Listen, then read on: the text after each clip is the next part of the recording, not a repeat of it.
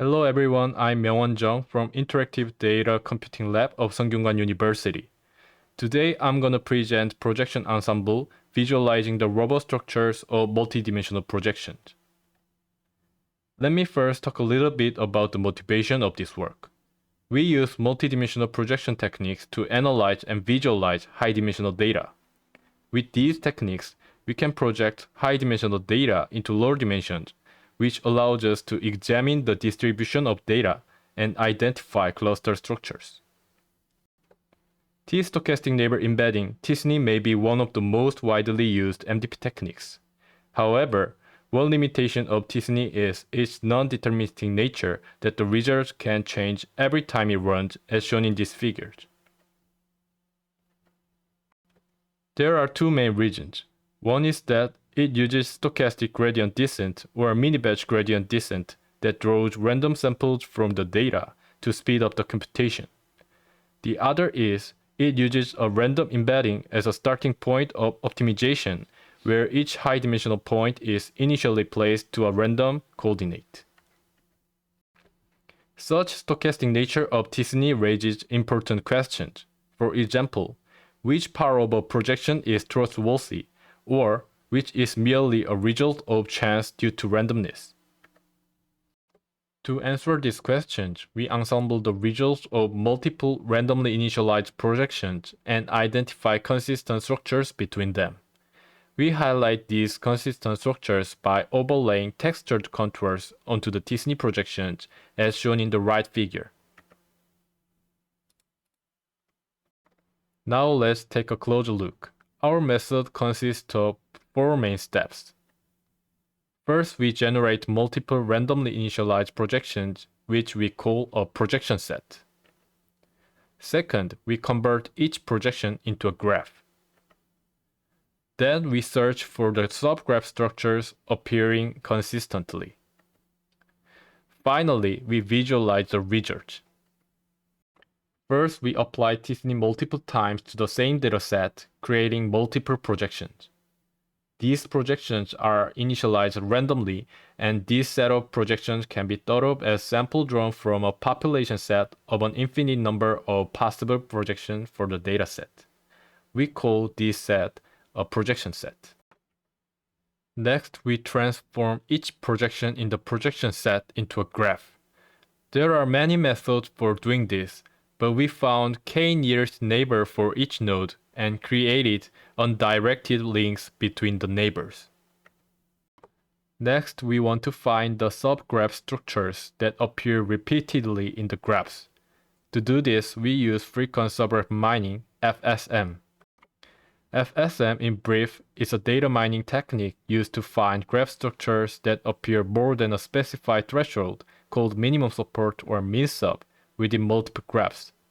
FSM is NP-hard problem, and it exhibits high computational cost.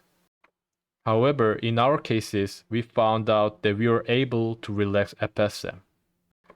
Because all the graphs in the graph set have the same nodes and the node identities are known, and we could identify whether a subgraph is frequent or not on a link basis, not the entire graph basis. This approach offers the advantage that the incremental solution is possible.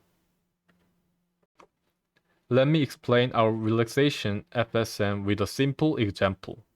In the three graphs in the graph set, we aim to find subgraphs that appear at least twice. To do this, first we generate a union graph that includes all the links in the graphs. Next, we iterate through the links in the union graph, checking if their minimum support is greater than or equal to 2. If it satisfies the condition, we move on to the next link. Otherwise, we prune it.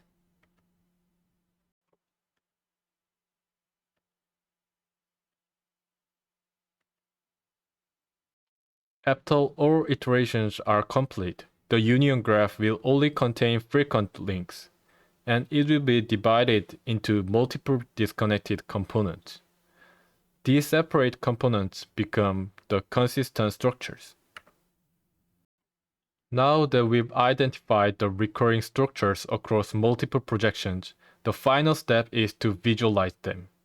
However, to visualize consistent structures and class information simultaneously, we needed to find a way to encode both of them together. To achieve this, we chose a method of encoding class as color and consistent structures as textured contours, as shown in the figure. We made this choice for two reasons. One is that encoding class as color is more familiar to users.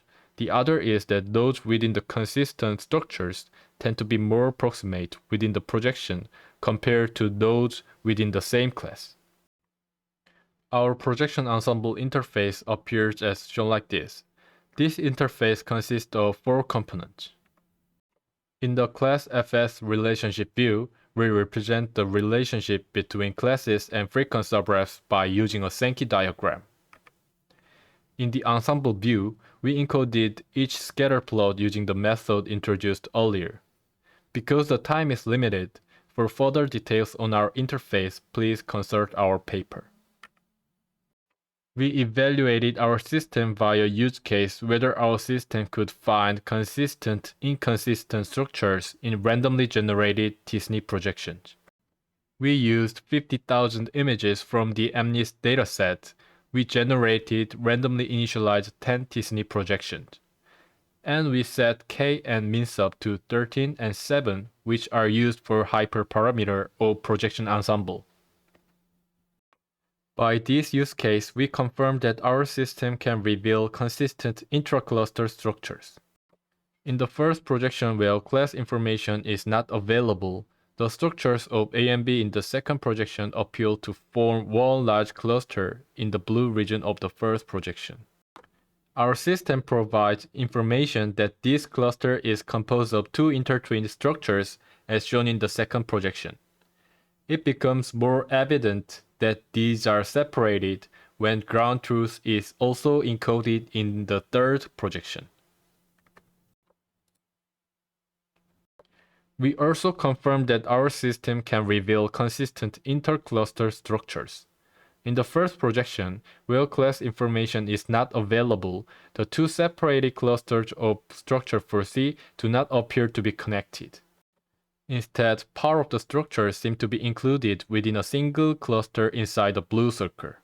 However, our system provides evidence that these two separated clusters are indeed connected across multiple projections in a projection set. It also becomes more evident that these separated clusters belong to the same class when ground truth is also encoded in the third projection. Lastly, let's wrap up today's presentation with a conclusion.